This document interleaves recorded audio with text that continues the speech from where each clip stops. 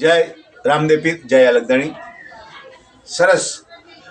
કારણ કે તમે આપણા બાપા હોય, આપણા પિતા હોય, આપણી મા હોય, ઘરના તમામ સભ્યો હોય, મા, બેન, ભાઈ, ભાભી, બધા જ, દાદા, દાદી, બધા, કોઈ રહી ના જાય, બેન, અરે ફોઈએ હોય, હા, અરે સાસુ સસરા, બધા જે માનો તે સાસુ સાસરી પક્ષના હોય અથવા મામા પક્ષના હોય, બધા જ જે પક્ષના આપણે બધા છીએ એ બધા ઋણા સંબંધે ભેગા થયા છીએ. હું તમે ભાઈ હોય, બેન હોય, બધા રૂડા સંબંધે ભેગા થયા છીએ. ફરીથી થઈશું કે નહીં એ મને તમને ખબર નથી.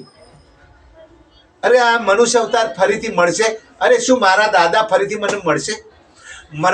મારા પિતાશ્રી, મારા એમ કે પપ્પા મને ફરીથી મળે? મને મારા દીકરાઓ, મારી બેન દીકરીઓ, મારો પરિવાર મને ફરીથી મળશે? એવું કોઈ નક્કી કર્યું? ન મળે.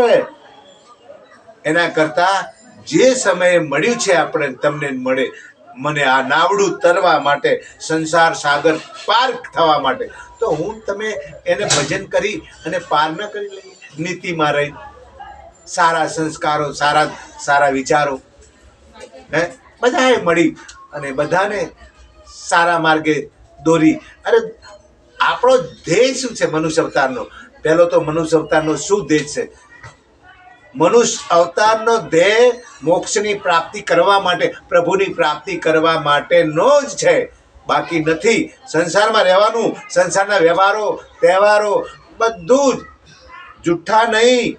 બેન આવે તો સાડીએ લેવાની, ભાણિયાને કપડાં લેવાના, બધાને દાન પૂન, કોઈ બ્રાહ્મણ સાધુ કોઈ આવી જાય આગળ તો અતિથિને પણ પૂજ્ય માનીને એની પૂજા ન કરો તો કંઈ નહીં, પણ એને રાખી ખવડાવી, ભોજન અતિશય ભાવ રાખી અને જીવનમાં આ રીતે જીવવું જોઈએ.